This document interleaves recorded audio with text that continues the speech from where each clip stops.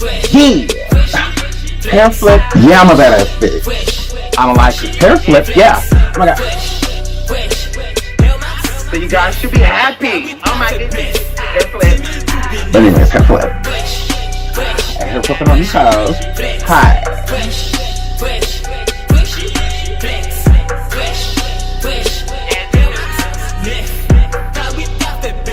Hello everyone, and welcome back to your boy Sean Davey Way. Make sure you hit that like and subscribe on the way in. Tap that bell if you would like to be notified of all of our future content. Today, we will be discussing Bishop or Pastor Lamar Whitehead. He has been in the media as of lately on news outlets, blogs, YouTube, you name it, he's all over it, for his church being robbed on a live stream of his service on a Sunday. After the church was robbed, there was a lot of speculation going on due to the insurance claim on the alleged things that were taken, which was mainly jewelry, that it may have been a setup, that it may not be real. And with that being said, a lot of other allegations had started coming out about Mr. Lamar. So without holding you any further, let's get right into Lamar Whitehead. The church robbery has been taken off of most platforms, but you know, Sean Davey Way, in true fashion, I made sure that I secured it for my audience. With that being said, viewer discretion advised. I will put up some stills so that we can make sure the weapon is not shown. So you will see a couple pictures over the weapon, but that's all. It is the video within its entirety. So there's no edits done to make anything look a certain way. Without holding you, let's get right into this alleged robbery. Viewer discretion again is advised. Many of you have lost your faith because you saw somebody else die what you about to go through. Yo. All right. Yo, all right. Everybody stay still. Nobody move.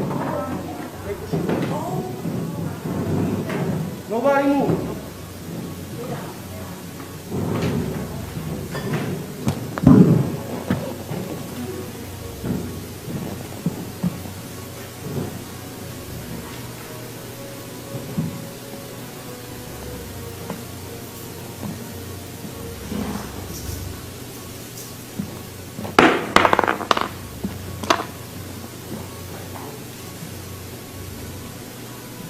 Nobody move.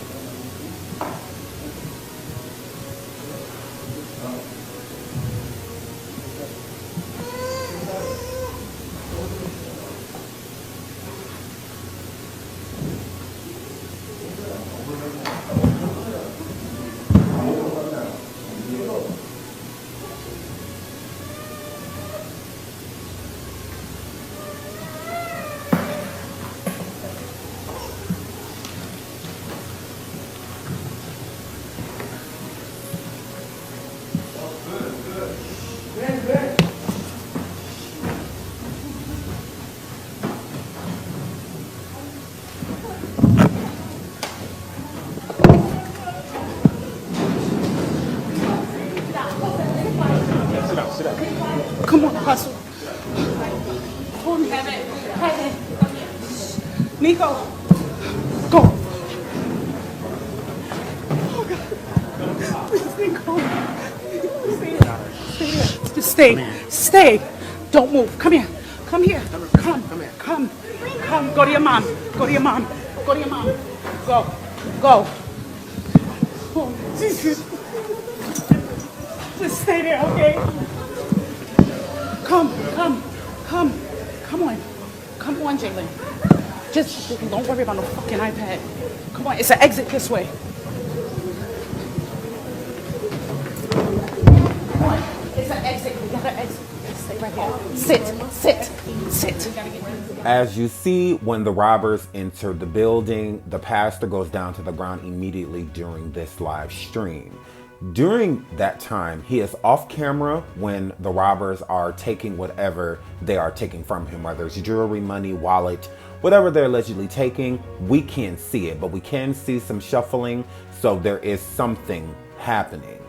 Also, The young man in the background, he was, if you hear the robbers did say, you know, nobody move.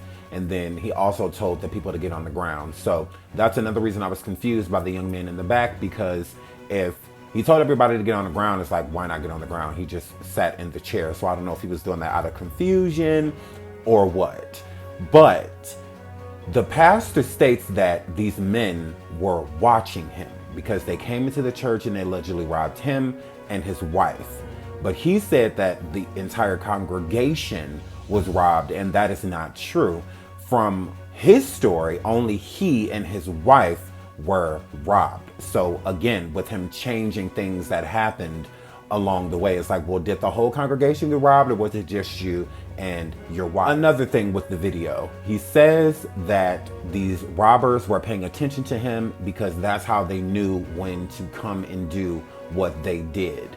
I find that confusing because this is not the first live stream that Pastor or Bishop Whitehead has done. So if they are watching you, then they know that you record your service. Why would they come in and rob you live, like with everybody watching, like with the world basically watching? That doesn't make any sense. That's why it does look like a setup. It's because you wanted people to know immediately what happened. What better way to do that if you are live streaming while this is going on? 2, they have no suspects. The police doesn't have any suspects, and neither does Pastor or Bishop Whitehead. He has no idea who's done this, although he's offered a $50,000 reward. I find that confusing for you not to know anything. You have no idea who these people are. The police have no idea who these people are.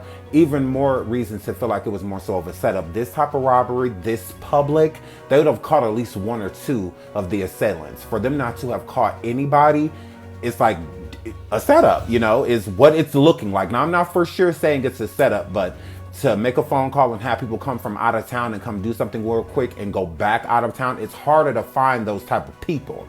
He's making it seem as if this was a local thing, like somebody locally knew him and came into the church and did what they did. Once again, it doesn't make any sense. It literally makes no sense in how they have no leads, no nothing. Another point, why state that your church was robbed if just you and your wife were? So if anything, just the pastor and his family was robbed, not the entire congregation. So that's what he tried to make it seem. He also stated that there was 100 people there, where there was actually only about 25 to 30 people that were there at the time. So that makes no sense, but let's keep going. Bishop Lamar Whitehead is a very, very flashy person, especially to be a pastor. A lot of people, once again, are confused by his energy. He's been into real estate, he teaches real estate, and he also has been into politics. With that being said, he took all of those 3 and fused them into one and became a pastor of a church. His church is a smaller one, and a lot of people side-eye the fact that his home costs more than the church, his house costs more than his church, his possessions cost more than his church, yet he tries to push a narrative as if he is a God-fearing man. Well, most people that are God-fearing men, it doesn't mean that they don't enjoy the finer things in life, but they don't live their lives the way that he does. Most pastors have mega churches and things in that nature if they're going to have this type of money or these type of things, or be in church being extremely flossy. They also have security, among other things. He's clearly making himself a target by having $1 million worth of jewelry and wearing it on occasion. Not only wearing it on occasion, wearing it publicly with no security. It's a setup, literally. I'm gonna wear $1 million worth of jewelry with no security, and I'm going to go to a lot of public places to where I can be accessed easily. It sounds like it's like you want it to get robbed. Most pastors or anybody that own that amount of jewelry, especially if you're going to go somewhere that public without security, you're not going to wear those things. You're going to leave the majority of those things home because it makes you a target. Walking past with all of this jewelry, just a random person could do something to you. It doesn't have to be because you're this alleged public figure. So that's why people are saying they feel that it is a setup. Like, who wears that much jewelry just cause? Who wears that much jewelry inside of a church in front of a congregation, especially? Like, who does these things? But He is clearly one of those people. Let's journey over and hear what Pastor Whitehead had to say about this alleged robbery. And that I've helped and I mentor, and you know, we do a lot. You guys know how the ministry is and what we do. And a few weeks ago, I was troubled with a phone call. And I just want to let y'all know how the devil moves so y'all understand. I was troubled with a phone call that there were speculations that there were guns in my church. And I had to have my attorney go handle that and deal with that. And I don't know if this is connected, but it is what it is. And a few weeks later, today, you know, we were in church during morning service. And as I was preaching, I seen 3 to 4 armed men come in. And I just told my church, because see, when you're a shepherd, right, you have to lead your sheep. You have to lead your sheep and you have to protect your sheep. And when I seen the armed men come in, you know, it was specifically for me. It was specifically for me and of course my wife. And when I seen them come into the sanctuary with their guns, I told everybody, get out. Everybody just get out, right? Everybody get out. I didn't know if they wanted to shoot the church up or if they were just coming for a robbery. And they were all black men and they had masks, but I can see their face. And they came in and they took all of my wife's jewelry and took all of my jewelry. And then they left. However, these young men didn't know that cameras were on, and we know what car you was driving. They was driving in a white Mercedes CLA Benz. We know what car you're driving in, and we also know that you switched your clothes in the car, because I ran after them. When they turned the guns and went down, I ran after them. When I seen them across the street going to get in the car, I didn't have my car keys. So I told them to get my car keys and I drove to run after them. Lo and behold, to me, I had drove by them, but we know that they changed clothes and they took the masks off. So I'm gonna be straight with you guys, right? Everybody that know me from the streets, y'all know who I am. And if you have any information, inbox me, because I'd rather them turn themselves in, right? Because all of the material things, and it was hundreds of thousands of dollars in jewelry that was taken from me. And I said hundreds of thousands of dollars. And they knew it because they've been watching. And we know more than y'all think we know already. The robbery goes viral. I mean, why wouldn't it? And when it does, a lot of people come forward, blogs and bloggers, with their own take on what happened. A lot of people's opinion, like Larry Reed, who is on YouTube, a bigger content creator. He's also a pastor, and his opinion on the matter definitely had Lamar Whitehead in his feelings. Larry Reed was on IG, and while there, Whitehead decides to come up and tell Larry and another woman, another pastor, how he feels about their opinion on his church's situation. Let's get into that. Larry, you're ugly. Oh, let's talk about that. You're ugly. Let's talk about that. You're a beast. Okay? All right? You and Benjamin Franklin down there and Biggie Smalls down here, right? You're a beast. All right? You are ugly. Okay? You're ugly. You're an ugly homosexual, right? You said you're a homosexual. That's what you said. No, I didn't say that. Let me tell you, I purchased a church. I own a church. I own a whole block. And that's a temporary church right now. I own the whole block. Okay, so at the end of the day, you guys are coming at me, and after what my church just went through, and y'all sitting here laughing and making a mockery of it, and you want to talk about hold on, you want to sit here and talk about cloudy diamonds? Nobody talking about your diamonds, brother. If you feel that your diamonds is better than mine, so be it. So be it. Okay, no problem.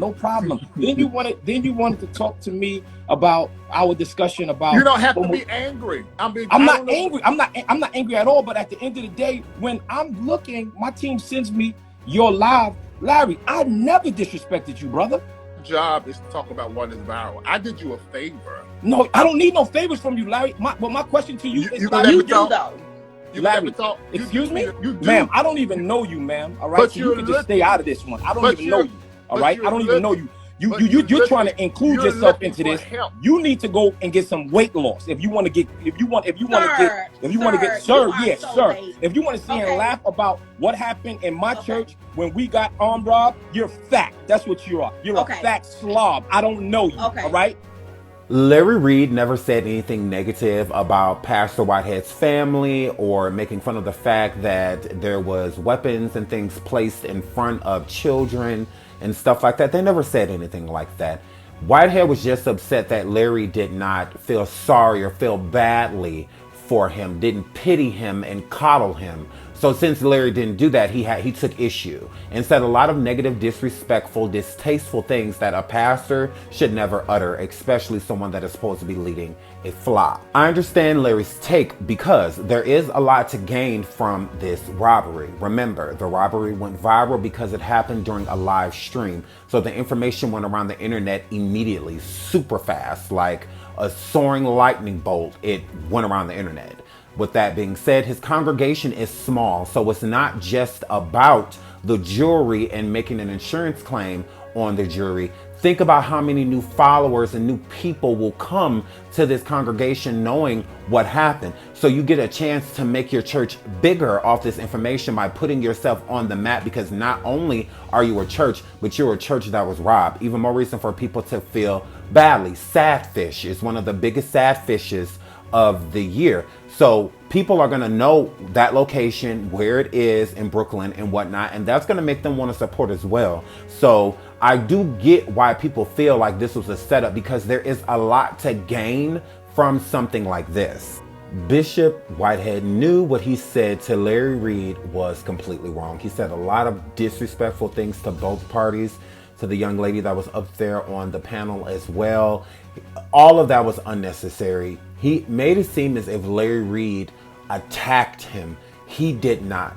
Larry stated specific things about the church and what the church looked like, which would make sense if you have a $400,000 house, a $500,000 vehicle, $1 million worth of jewelry. Why do you have all of these things but your church looks like this? That is the real reason that Bishop Whitehead got upset, because he knew that it's the truth.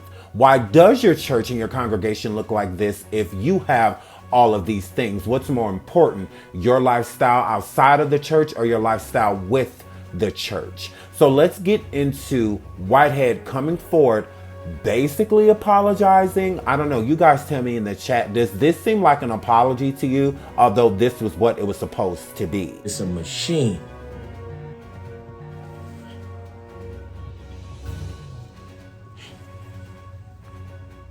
It's a machine. It's a machine that has been orchestrated for its own glory.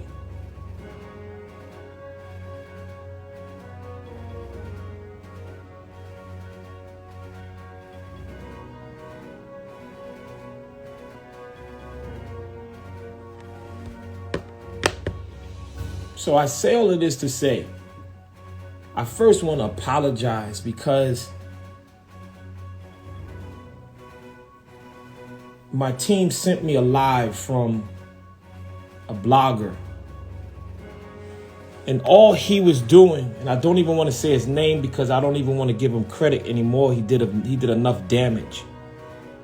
But it's a blogger that tears down pastors and the church. And that's how he makes his money. And he was tearing my church down. He was making a mockery out of my church. He got down on the floor mimicking me when I got on the floor, so I wouldn't get shot and so my church wouldn't get shot. And then they laughed about my daughter, 8 months old, with a gun in her face. And what they said, end quote. Well, he said that a gun was in her face, but we don't know. We didn't see that, so I don't know. And they both started to laugh. They mocked my church, and then they started to say that my church looked like a shoebox. They began to ridicule the house of the Lord. And then they would say, if I have money, why wouldn't I do certain things in the church? And they start to tear down the church. My church, the church that has just been violated.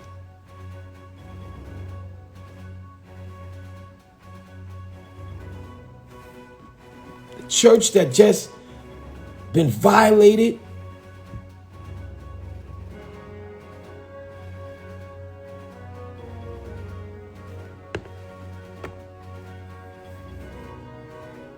A church that 3 armed men. And if y'all look on the news,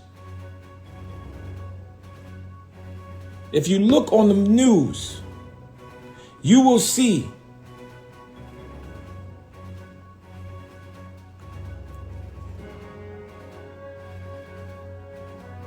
that now the NYPD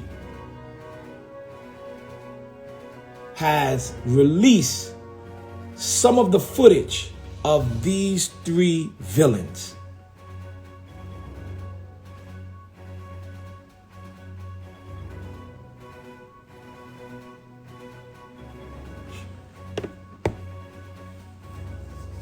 So if you look at News 12, Channel 2, 4, 7, 5, 11, you're going to see still shots of these young men that came into the house of worship during morning service. Not only does he not say Larry Reed's name during this apology, he also makes it seem as if he is still right. He is justified for what he did because of what Larry was talking about. How dare you talk about a church that just got robbed? That's not what he was talking about. He was not making fun, once again, of the robbery. Larry was basically just stating the obvious. Why do you have these cheap things on this stage with you? Why does your church audience, the pews and everything, look how it looks? Why is this space so small? If you have a $400,000 home, you're better off doing church at your home than doing it here. I mean, his church is basically a bodega. It's a small hot box, sweat box that he is pushing these people in, trying to push a narrative as if he really cares about the community. How could you if the community isn't even being taken care of? You got him in this church that barely has air conditioning. You're sitting here for hours on end giving these sermons to people that are uncomfortable while you're comfortable the entire time. The stage setting does look better than the audience. So once again, his office looks better than the audience where the congregation sits and all of that. So it's like he just cares about himself. He cares about the stage and the podium and whatnot because that's where he's going to be. He cares about his office looking a certain way because that's where he is going to be, conducting a lot of business that has nothing to do with the church. At this point, the church is just a storefront, because how are you affording all of these things when your church looks like this? If the church is the reason you're accumulating all of this money, why don't we see it? After Larry Reed and Bishop Whitehead had their exchange on Larry Reed's IG Live, Larry Reed and other blogs came forward with information that Bishop Whitehead took $90,000 from an elderly woman that was going to his church. So one of the churchgoers decides to come to Bishop Whitehead and ask him for help. She had a life savings of $100,000 and she took $90,000 of that money and gave it to Bishop Whitehead so that he could help her secure a home due to her having bad credit. He is a good source to go to because he has a realty class and he has done a lot with buying homes, flipping homes, and things in that nature. So this is a trusted source. She's thinking her own pastor to help her gain a home. Let's get into that story. Article from Power 98. I knew this story was going to get stickier than honey, and here we are. The pastor we recently saw robbed on live is now in the hot seat and being accused of theft. Bishop Lamar Whitehead is being accused of taking $90,000 from one church goer. I'm not going to lie, this robbery has given a weird feeling about it to some people, and I understand. This doesn't help those opinions either. According to the churchgoer, she was promised assistance on buying and renovating a home due to her having purchasing issues because of her credit. She wiped out her savings, $90,000 total, and gave it to Mr. Whitehead. She would be given a monthly allowance of $100 for expenses after the first payment, and poof, he was gone. He was allegedly in the middle of a campaign and was unable to be reached. So let's break this down.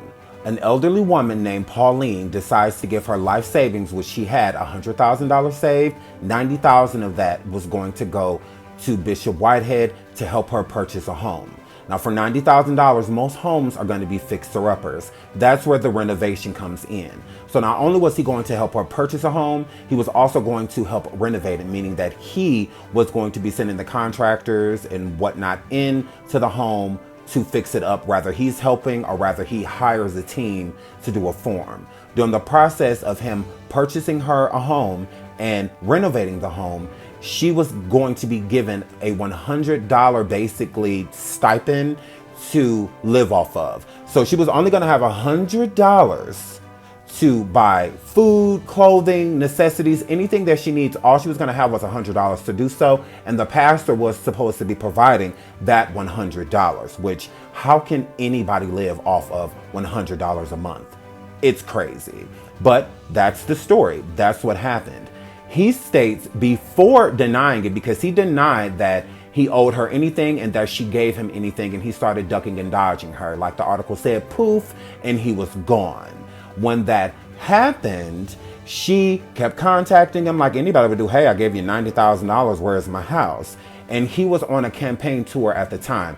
He lost the campaign, and then when he did kind of sort of admit the fact that she did give him the $90,000, he stated that it was a donation to the campaign. So basically, she decides to take her life savings, $90,000 of it, and donate it to a campaign that has nothing to do with her? I think not. The donation story may have held up, and what I mean by that is Bishop Whitehead stated before that allegedly this woman, Pauline, donated the $90,000 to a campaign that he was on in the past. While they were coming up with the idea of him buying her a home, he was on a campaign at the time, and that's why he states that he lost contact with her because he was busy doing a campaign. The problem with that is this. We know that Bishop has his own problems with money in the past and why he got arrested on felony accounts, and that's why he is a felon. But he had two twin brothers that was his friends, Robert and Zahn, from back in the day, who got arrested in federal court for money laundering, okay?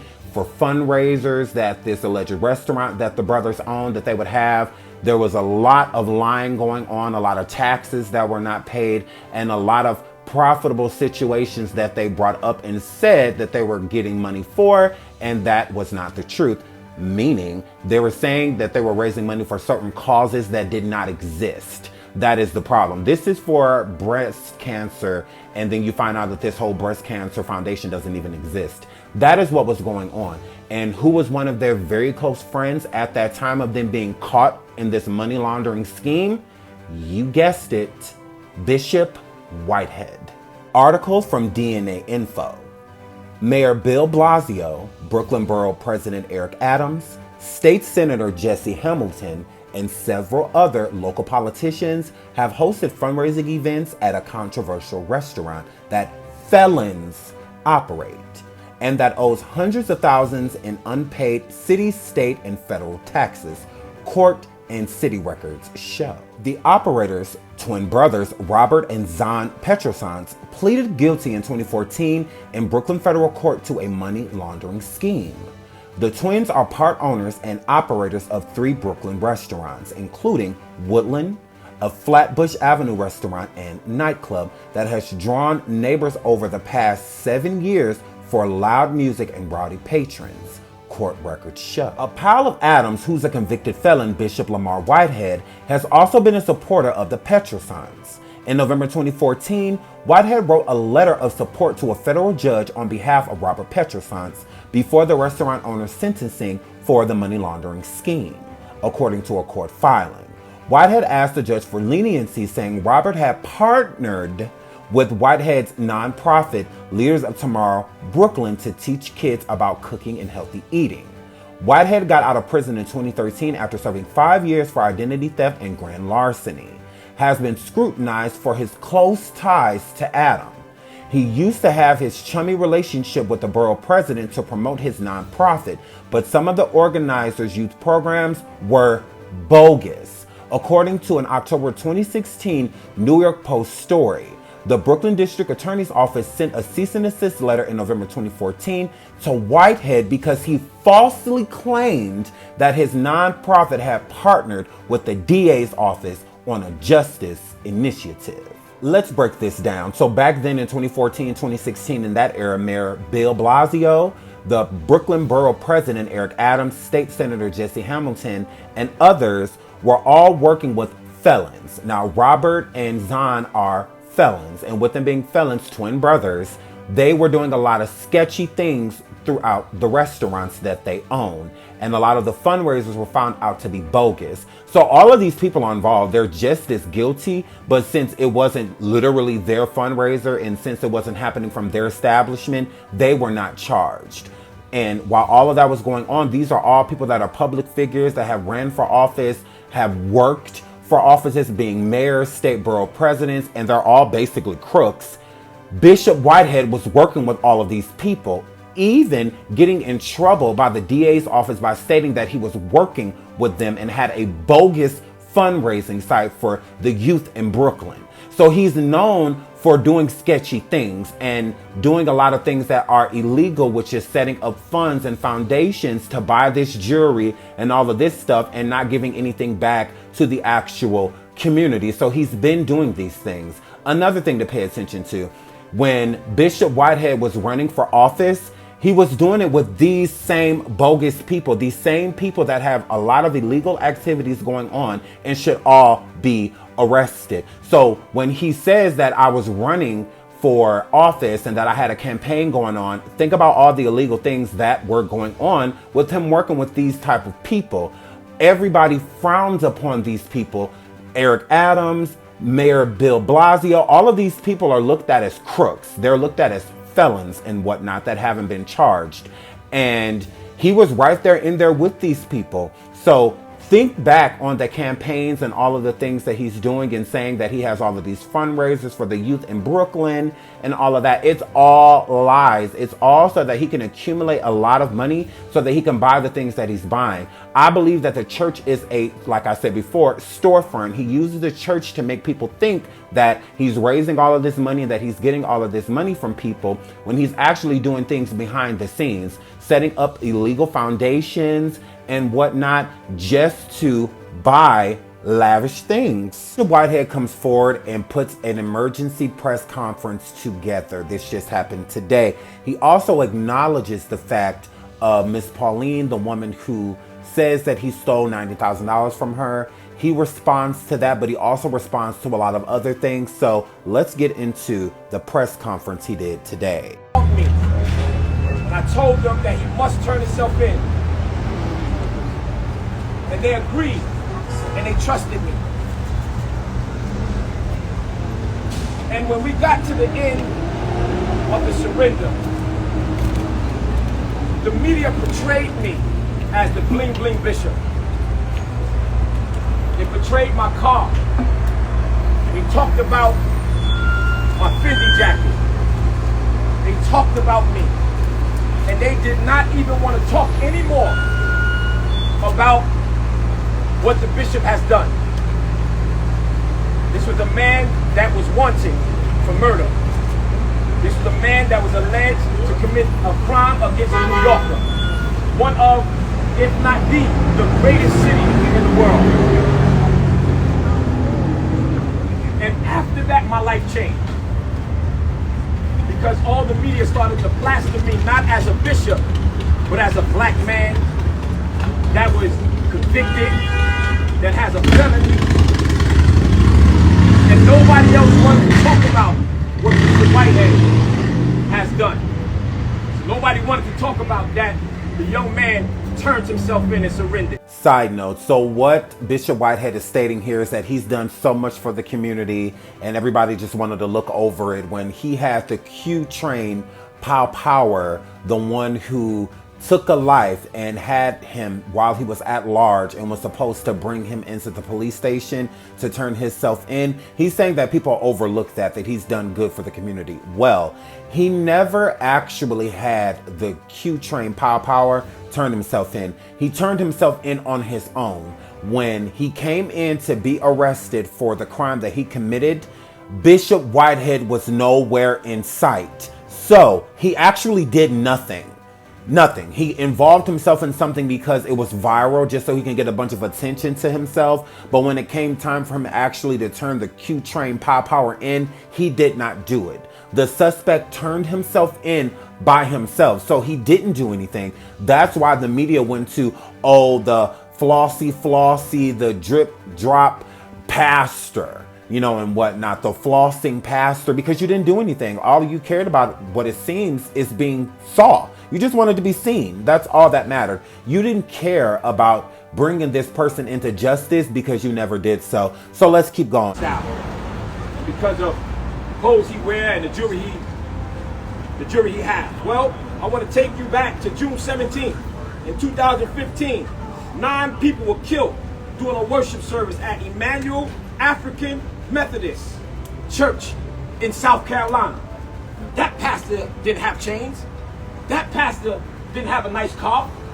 But yet they prayed, P-R-E-Y-E-D. They are praying on our church.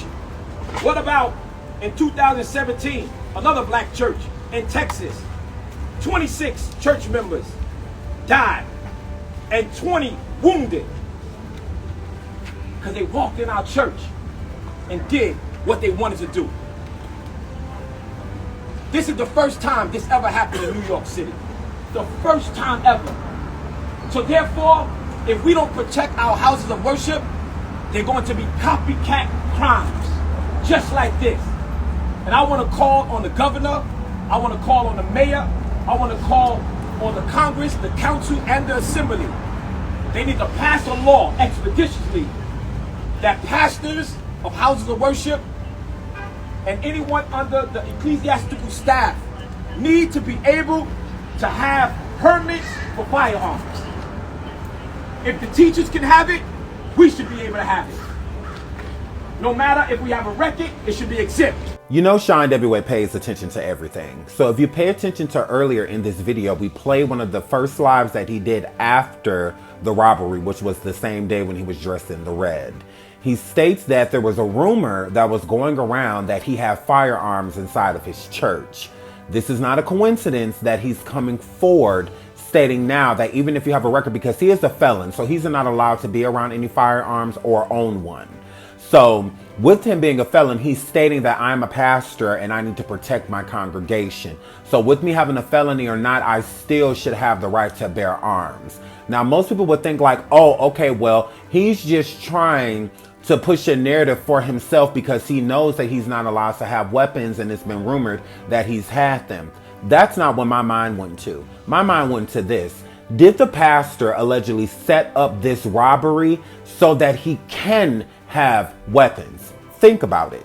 If there's rumors already going around that there's firearms inside of the church, what better reason to make sure that you can have firearms in a church if your church has been robbed? Before this robbery, alleged robbery, there was no robberies at any churches, especially in New York. In that there's nothing like that. So what better way so that I don't get in trouble and go back to jail for having these firearms if we get robbed? Because then there would be more of an incentive or more of an immediate situation to make sure that we can bear arms. Like he said, expeditiously pass a law so that even if you're a felon or not, if you are in the church, if you are running a church, you should be able to bear arms. So let me know what you think in the comments. Do you think that he may have set this up so that he can have weapons, so that he doesn't get in trouble in the future for having one? Because it sounds like they were about to close in on him if there was rumors of there being firearms inside of the church. Let me know what you think. Ecclesiastical staff need to be able to have permits for firearms. If the teachers can have it, we should be able to have it. No matter if we have a record, it should be exempt, because we've changed our life. And you said, well, why do you have to carry pistols? And why can't you have security? Well, some churches are too small to afford armed security. So we should be able to bear arms like the Constitution. So he states that if teachers can have the right to bear arms, that pastors and whatnot should be able to do the same thing, especially since other churches have been harmed. Now, I'm not completely against that. I'm not at all. But here's the problem. With the teachers and whatnot, it's a more common thing of school pop-howlings happening. It shouldn't be common, but it is very common. It's not a very common thing with these type of things happening within inside of a church. Have to happen before? Yes. Is it something that happens on a yearly basis, like a school pop-howling? It seems like every year we're having one, like it's like a yearly thing, which it shouldn't be. But when it comes to churches, that's not the situation.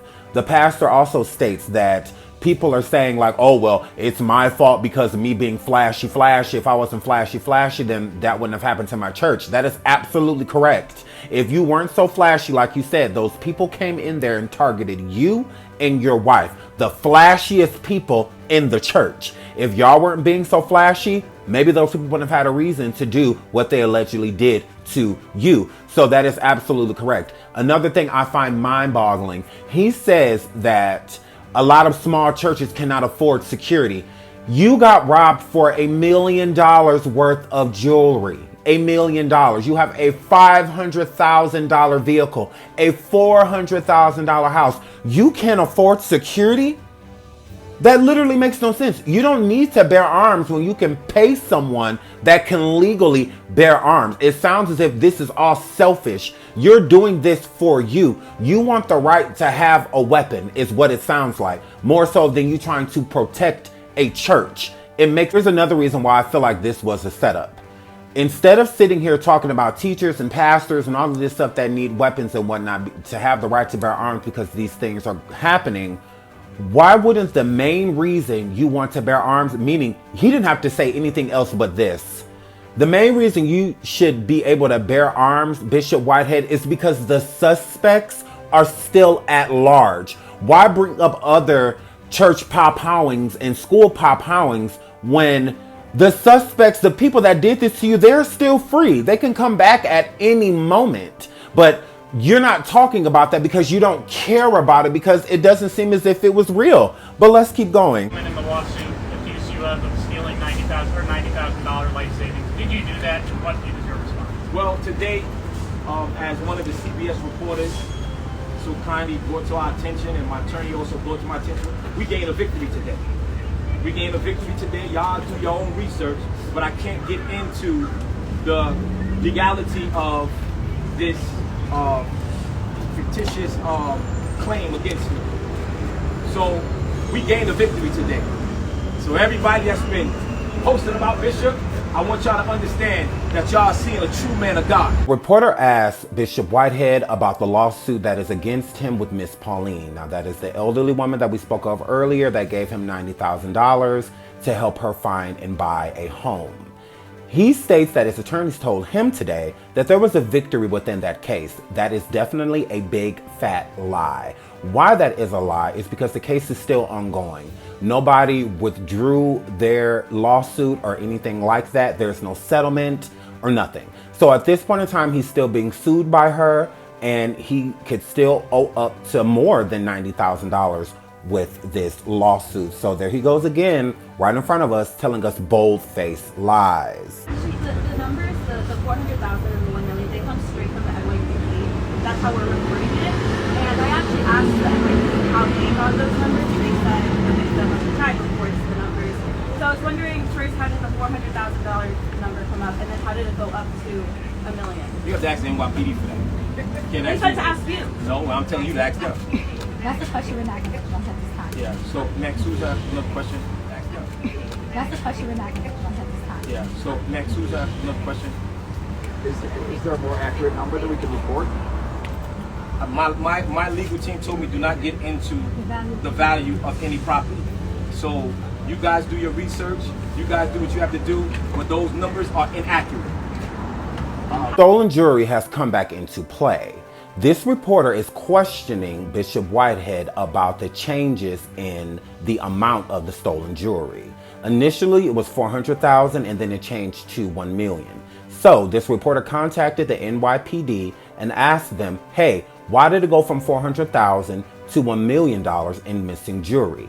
The NYPD told this reporter that she would have to contact Bishop Whitehead in order to figure that out because they had no idea. And why would they? It's not like they had anything to do with the robbery. So how do they know what was stolen and how much things were worth? They don't. Only the person that reports it knows. And the person that reported it was Bishop Whitehead. So he's the only person with that answer. Yet he tells the reporter that they need to contact the NYPD as if they would know. Once again, deflection and lying right in front of people's face. Bishop Whitehead is definitely falling underneath the pressure. It is definitely too much for him to uphold. And this is what he wanted in the first place. Be careful what you wish for, Bishop, because you just might get it. All of his skeletons are falling out of the closet, literally. And he can't keep up with them. He's feeling like doing press conferences and whatnot that the reporters will want to know about how sad everybody is and this and that when they have questions about other things, and it's really starting to frustrate him. But speaking of skeletons, let's talk about them, shall we? In November 2014, the Brooklyn District Attorney's Office sent Whitehead a cease and desist letter after he prompted a collaborative justice initiative with the prosecutor that didn't really exist. The NYPD and Brooklyn Chamber of Commerce have also pushed back against Whitehead's claims that they have partnered with his group on specific initiatives. Bishop Lamar Whitehead is a controversial clergyman who claimed he spoke to Mayor Eric Adams while the suspect, the Q-Train suspect, was at large. Whitehead's legal troubles didn't stop after he was served a 5-year prison sentence at Sing Sing. On July 1st, 2015, Whitehead was arrested for allegedly hitting his then 7-year-old son. According to a release report for parole violation previously obtained by the Post, the case was dropped after officers discovered there was no possible trigger to prosecute, according to the State Department of Community and Correctional Services. The good Bishop, Bishop Whitehead, was arrested in 2015 for allegedly putting his hands on his son. Let's get into his toxic relationship with his ex-wife and the allegations that he's going to state out of his own mouth that she alleges that he did, which he says there's no proof to anything. Let's get into it.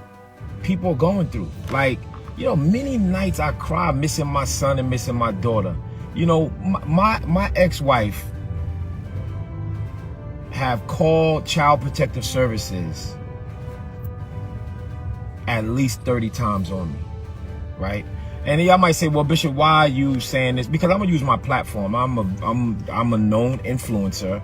I have a heavy platform, and I'm not a mixy mess. You ain't gonna see me up here doing nothing crazy. But, however, you know, I want people to know, like, you guys see the cars, you see this, you see that, and everybody get jet. But let me tell y'all something, man. I'm a praying man. I am a praying man. I love the Lord, right? I really love the Lord. And, you know, my ex-wife has said I fondled my son, which was dismissed.